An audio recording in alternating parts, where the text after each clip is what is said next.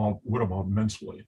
Compliments of Cindy Meston, her colleagues. Here's a list of thoughts that might turn someone on, and compliments of Eli Lilly when they first came out with Cialis. We had the impact of FSD on a woman, and what are some thoughts that can turn her off.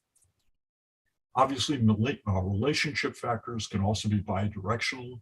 The most common damage to the relationship, however, is often a man's age-related changes and diminished desire, a shift in his erectile threshold that can lead to a sexual disorder, often resulting in withdrawal of any kind of affection between them. And so often a man will avoid expressing affection for fear it'll be mistaken for sexual initiation.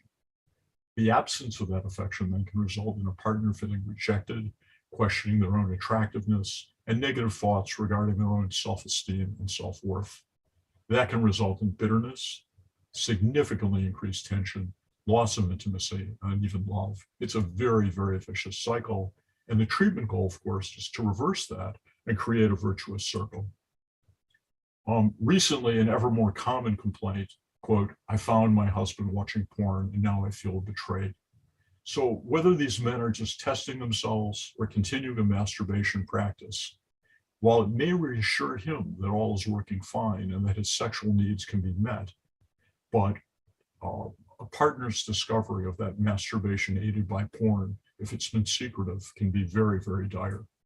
And those are some cases I've seen a lot more recently.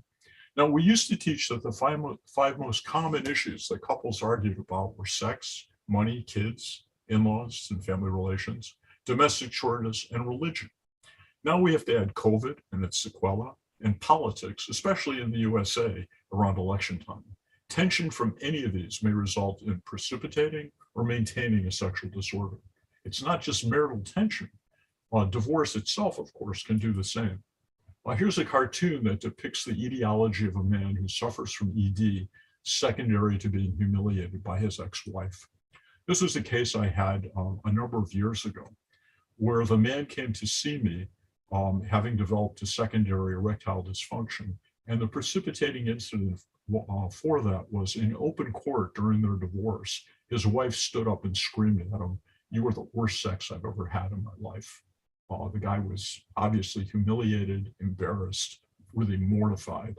And from that point forward, he was unable to get an erection when he attempted to date and reintroduce sex into his life. So